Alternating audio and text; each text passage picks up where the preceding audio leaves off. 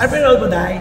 Ang dami, apat po yung Ano? Green Bones, And the breadwinner.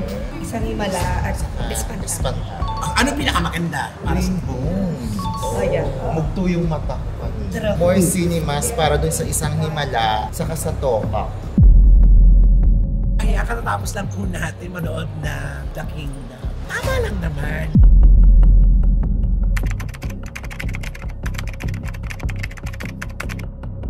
Kaya pinapupunta daw ako sa admin sa SM Marikina. Tinatanong ko kung bakit. Wala naman akong ginagawa masama. Sabi ni Wala na po Ate. kayo mag-explain, sir, para masagot yung mga katanungan. Ititigil ko na ng pagbablog dito para wala na akong problema, di ba? Tsaka sana naman, hindi lang tuwing Pasko, hindi lang MMFF na bubuhay ang pelikulang Pilipino. Sana po, supportahan natin lahat. Marami magagaling na filmmakers talaga. Iba po talaga pag sa big screen, kaysa sa panonood kayo sa cellphone o sa laptop. Bakit ang Korea nag-boom? Kasi supportado sila ng government nila. Last screen ng Hold Me Close ngayong December 27 hanggang 9 lang. Ngayon, papalitan siya sa Cinema 3 ng And the Breadwinner is 11. Ano ito? Bakit ganun? May switching na magaganap po mga kachika sa Cinema 3. Pili ko doon na mga sinihan, nagpapalitan na mag-showing.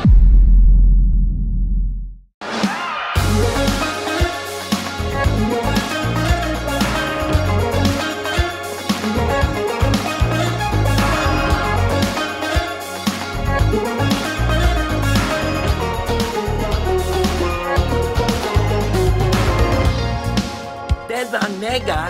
Dead ba ang bash? Dahil ang buhay ay chika-chika lang, ganon!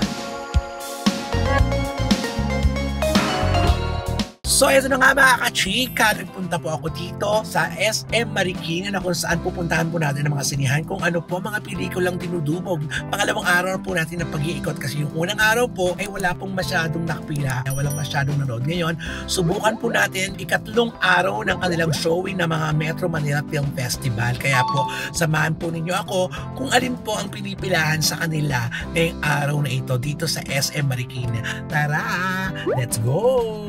Ayan, nandito na po tayo sa parking at papasok na po tayo sa mall. Maganda ang parking dito Marikina, in fairness, maayos. Pero subukan po natin kung gaano kaayos ang pila sa sinihan ha. Kasi yun talaga ang pinunta talaga natin dito. Kung maraming taong nanonood dito sa SM Marikina. Bakit sa SM Marikina tayo pumunta? Kasi dito, mas marami talaga sumusugod sa sinihan ng mga taong taga Marikina. Kaya subukan po natin.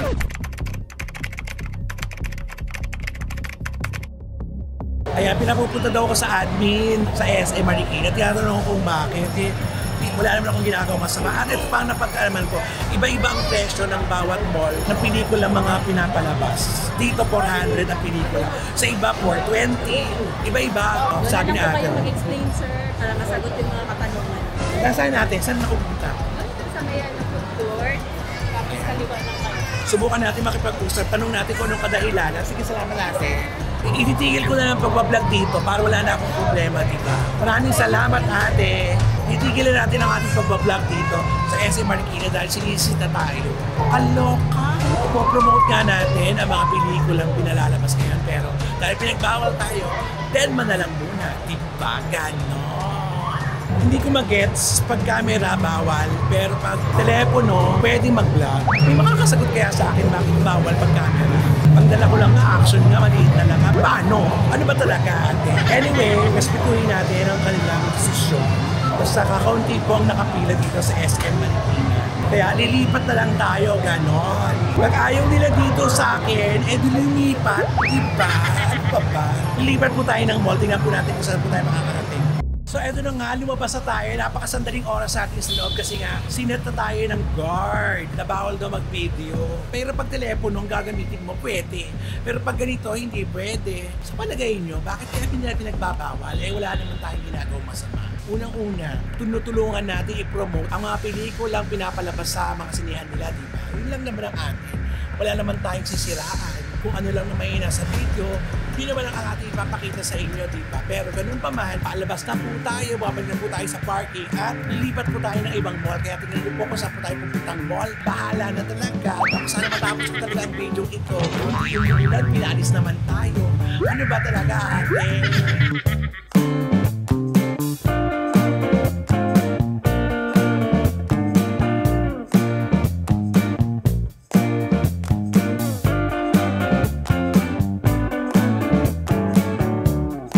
As of 8:10 ang gabi, hindi pa rin talaga yung nakapila. Nakakalungkot, bakit kaya? Tapos mamaya pang 9:20, manonood na tayo para support.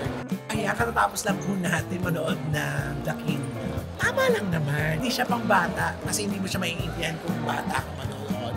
Pero napakahusay ni Vic Soto at saka ni Yolo Pascual at saka si Sue. In fairness, mahusay, maganda ang pelikula. Kaya naman, anong oras na rin po? Nakailan na po tayo ng pelikula. Panoorin niyo po lahat ang kalahok sa Metro Manila Film Festival. Para kayo na po ang humusga kung saan po kayo mag-i-enjoy na pelikula. Oh, uy, si Inday! Inday! Ano ba? Ay, ano po? Hi! Sa mga followers ni Romel Chican. Ako, may utang ako talaga dito. May utang Uy, talaga. nandito siya sa sinyan. Ano pa? Ano napanood mo na? Napanood ko na yung Kingdom. Nakakaibang bossing Big Soto. Green Bones. Ay, ako napanood ko na yan. Uninvited. Wow. Espantaco. Napanood ko na rin yan. Tapos ngayon papanoorin ko is yung My Future You. Ay, bagets! Iba din! Kasi nandun si Mosam, oo, aking kapatid sa management, kay Ateng Rams David. Oh, so far, ano yung pinakagusto mong pinanood mo na? Deserving yung nanalo na Best Picture na Green Bones and as well yung Kingdom actually. Siguro lumamang lang ng konting puntos kasi parang sila maganda talaga. Lahat naman halos maganda, panoorin niyo po. Yung entry ngayon ng 10, tsaka sana naman hindi lang tuwing Pasko, hindi lang MMFF na bubuhay ang pelikulang Pilipino. Sana po, supportahan natin lahat. Marami magagaling na filmmakers talaga. Napansin mo, mga nakapila kakaunti lang. Hindi katulad dati mo. Ang problema kasi, napapasok ka lang, abangan nyo na lang sa Netflix yan, sa streaming app. Iba po talaga pag sa big screen, kaysa sa panonood kayo sa cellphone o sa laptop. Kasi di ba nung mga bata pa tayo, parang excited tayo dahil nag-iipon tayo ng bawang pampanood ng sine linggo-linggo. Yes. Kasi linggo-linggo may mga magagandang pinapalabas. So ngayon kasi may streaming app na. Nakahihina yun eh. Nakahina yun. Pinatay talaga tayo ng industry ng teknolohiya. Correct. So nakakalungkot din. Tututusin, we have limang senators ang artista. Mm. Sana magpasa sila ng Senate bill na at least every last week of the month, Filipino movie lang ang papalabas. Walang kasabay na English. Walang kasabay na English. Kung malaking tulong po yan sa industry. So, alam naman po natin na si First Lady Imelda Marcos ay ganun ng suporta sa film industry nung kapanahon ni Marcos Sr. Hopefully ganun din po. Bakit ang Korea nag-boom? Kasi suportado sila ng government nila. Sana ganun din tayo. Hopefully ganun din. Tsaka sana ang first day of showing is Friday. Oo, para weekends ka. Weekends kagad. Kasi pag Wednesday pa lang, hindi tinao, first day, last day na kagad, kawawa ang mga producers. Oo, may mga pelikulang di ba nabawasan na agad. Kawawa ang producers. Sana supportan din ng mga cinema owners, yung filmmakers, producer. Kasi ang daming magagaling, ako scriptwriter ako, ang dami ko nababasa magagandang storya. Tapos pag ginawa nila yung movie, wala silang ganang panoorin kasi sabi, antay lang natin sa Netflix, antay natin sa Netflix. Anyway. Nakakalungkot lang, pero supportahan po natin ang pelikulang Pilipino. Iba talaga sa malaking screen. Thank you, Inday. Naku, nakita mo, nakausap pa natin si Inday dito. Meron pa tayong bisita. Thank you, Inday. And hope to see you, Inday, sa aking vlog. Yes. May utang ako sa kanya. Gusto ko talaga. Salamat, Inday. Anong papanoorin niyo, Be? The Breadwinner is... Really never late. Ay, breadwinner ka rin pala. Kaya naman pala talagang manonood siya. Pareho kayong breadwinner? Uy, naiiyak na siya. Ano ba yun? Huwag ka naman mayak, Be. Ang makeup artist ng GMA. Uy, Merry Christmas, si Bube. Ito si Bube. Ito yung kapatid ng best friend ko na mayapas. Si Jay. Ano na napanood mo? Green Bones tsaka Espantaco. Pananood ko Espantaco ngayon. Napanood ko na yung Green Bones. Talagang sabi ko na napanood ko yun. Sabi ko, winner ta. True enough. Yes, Winner napakahusay ni Direk Sig Dulay at saka ni Dennis Taylor at saka ni Ruru Mat. Oo. Lahat halos napakahusay. Napakaganda ng pagkakagawa. GMA Pictures. Pictures, yes. Mahusay talaga. Makeup artist po siya ng mga artista. Sino nga mga kami ni make-upan mo? Marami. Ngayon nasa Lolong ako, season 2. Kasama namin si Ruru Madrid. Maganda di Bube. Ano nagbago sa'yo, Bube? Love you. Bye-bye. Bye-bye. Merry Christmas. Merry Christmas. Si Cathy at saka si Bon, Small Bird, nakita-kita pa kami sa Gateway. Ano pinanood mo, Day? Ang dami, apat po yun. Ano? the breadwinner. Isang himala at isang espanta. Ano pinakamaganda? Para sa Ribbons. Ayan. Mugto yung mata ko. Pero, ako din, hindi naman paiyak. In fairness, alam niyo na panonoorin ninyo. Pero sana lahat panoorin natin para lahat kumita. Pero ayan na, expressive tayo dyan. Saka more cinemas para dun sa mga. Oo. Yung isang himala, sana madagdagan yung cinema. More cinemas para dun sa isang himala, saka sa Topa. yes. Ito po si Buwan Delenaro, ang aming 80 ng Christopher Minute. At syempre, ang aming Diyos ko. Ayan, naglalabas sa mga pangalan nyo lagi, oo.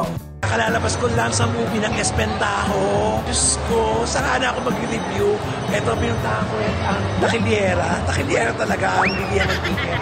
Ito pa din siya, oh. As of, anong oras na ba? Alas 7. Alas 7 ng gabi, 7 p.m.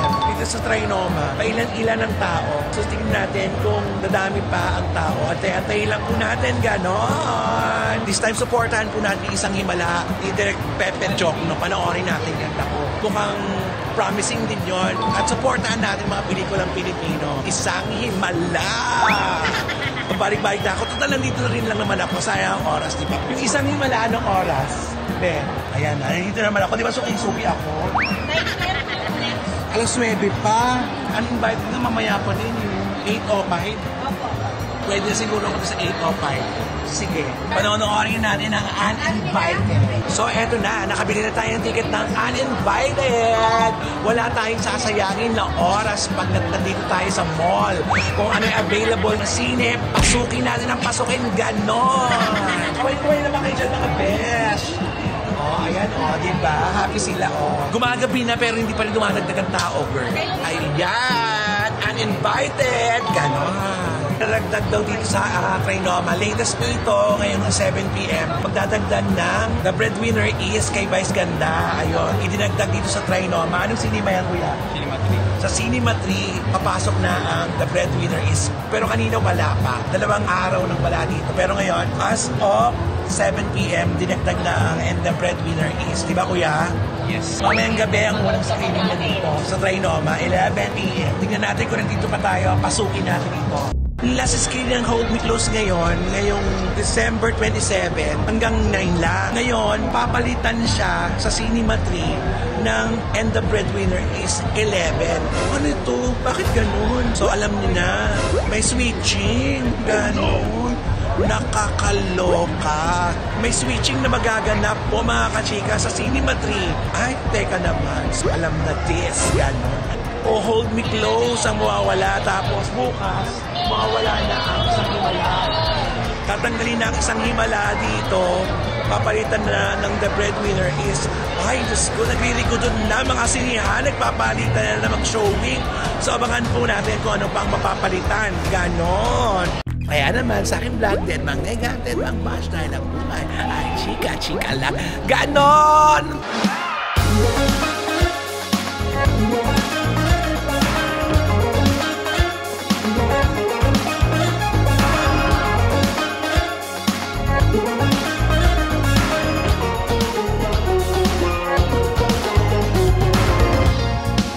Dead Mang Nega, Dead Mang Bash, dahil ang buhay ay chika-chika lang.